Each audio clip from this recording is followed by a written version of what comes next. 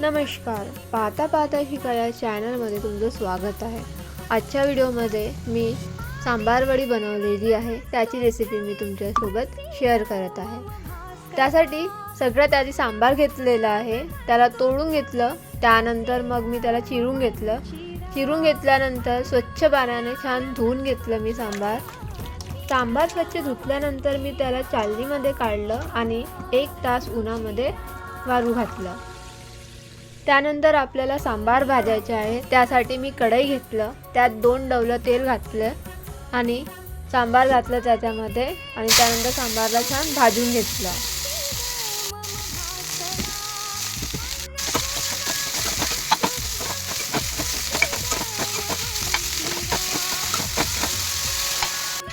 तुम्ही व्हिडिओमध्ये बघू शकता की मी सांबार भाजून घेतलेला आहे छान पद्धतीने। तुम्हाला पण असं भाजून घ्यायचं आहे। सांबार भाजून झाल्यानंतर भाजलेला सांबार दुसऱ्या भांड्यामध्ये काढून घेतलं। कढईमध्ये पुन्हा 1 डवला तेल घातला, त्यात जिरा टाकलं, अद्रक लसणाचा पेस्ट घातला,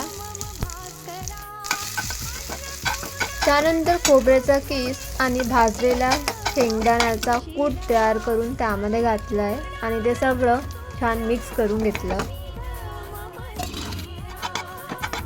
सर्व काही आपल्याला 5 मिनिटं छान भाजून घ्यायचं आहे कमी फ्लेमवर।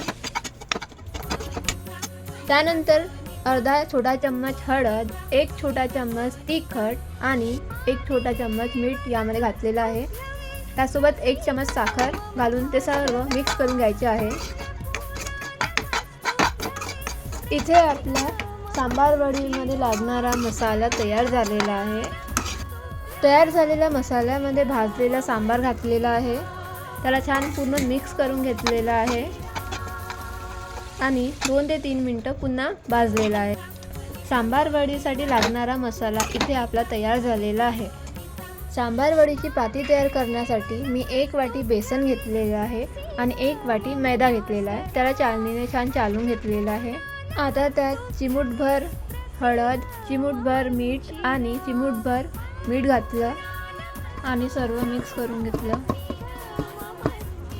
1 डवलं तेल, 1 डवलं तूप गरम करून मी पिठामध्ये घातलं। तेल तूप घालून पीठ छान मिक्स करून घेतलं, त्यात थोडं थोडं पाणी घालून आपल्याला ते गोळा बनवून तयार करायचा आहे। तर इथे आपला डो बनवून तयार झालेला आहे। त्याचे छोटे छोटे तुकडे करून आपल्याला गोले बनवून घ्यायचे आहे। गोला बनवून घेतलं आणि मग त्याची पाती तयार करून घेतलेली आहे मी। तर आता आपण सांबार वडी भरून घेणार आहोत, त्यासाठी आपण तयार केलेला मसाला जो आहे तो पातीवर घेतलेला आहे। त्यानंतर डाव्या साईडची जी पाती आहे त्याला मसाल्यावर ठेवायची आहे, त्यानंतर त्याला पाणी लावून घ्यायचं आहे। मग उजव्या साईडकडची जी पाती आहे ते त्यावर ठेवून घ्यायची आहे, व्हिडिओमध्ये ज्या पद्धतीने दाखवत आहे। त्यानंतर खालची आणि वरची जी पाती आहे त्याला हलकंसं पाणी लावायचं आहे आणि तेही मोडून घ्यायची आहे। इथे आपली सांबार वडी भरून तयार आहे।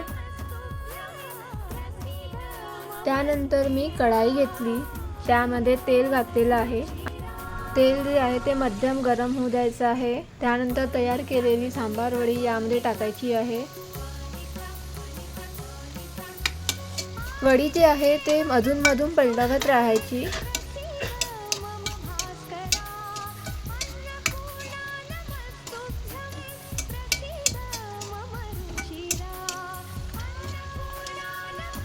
इथे आपली सांबार वडी जी आहे तुम्ही बघू शकता शिजून तयार झालेली आहे।